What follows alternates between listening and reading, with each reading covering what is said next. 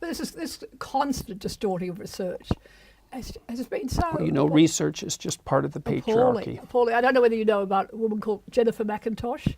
She's an Australian psychologist who was deliberately chosen. So I'll go back a little bit. We had a very good government under John Howard, a conservative government which worked very hard to change some of the laws around the family law issues and to change what was happening in our courts, and introduced a joint responsibility for parenting. So the idea men and children should have mothers and fathers after divorce, not just a custodial parent. And did all various other things. And then when that government lost power, the left-wing government came in and immediately tried to wind back some of that, and they appointed a psychologist who had already spoken out against shared parenting to do research into care of children under 3, overnight care of children under 3. She did a research project which said it was dangerous for the relationship between the child and the mother to have any overnight care by the father in those first few years, when everybody knows that those kids are being looked after by aunts and uncles and grandma. It was only the father that was dangerous to the child. That research went around the world.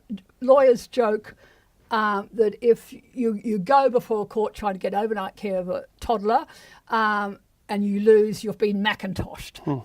That was, there were men's groups in Israel protesting because she went around the world promoting her research, where she cherry-picked her results. She absolutely distorted what those results actually showed.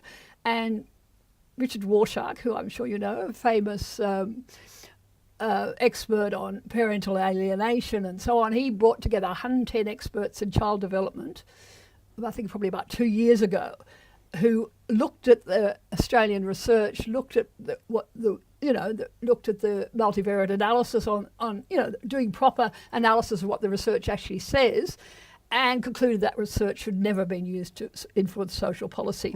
Absolutely tore it apart, denounced it. And it was a classic example of what's happening here, that people are lying about research. They're cherry-picking their results. They're ignoring data that doesn't suit their theories. They justify it, at least in part, especially the more radical academic types, is that they just assume that the approach that you've described, which you might regard as more objective, is just part of the patriarchal structure that they're trying to tear down anyway. So there's this initial presupposition that, well, the whole structure is corrupt anyways.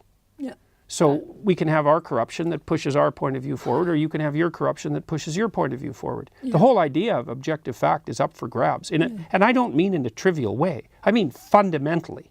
I've been trying to warn the biologists for the last year and a half. It's like, you guys are next. Like, get prepared.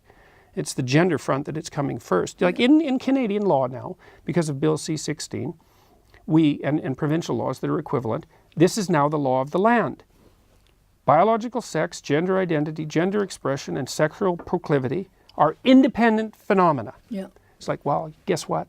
That's wrong. They're not even close to independent. They're unbelievably tightly linked, and they're linked causally. Now, that doesn't mean there isn't a role for culture to play, and it doesn't mean there isn't differences, that there isn't substantial variation between, it doesn't mean there aren't masculine women and feminine men. It doesn't mean any of that. But why go for a sophisticated approach when you can impose your bloody ideology on everyone? And you do it legislatively because you've lost the factual battle.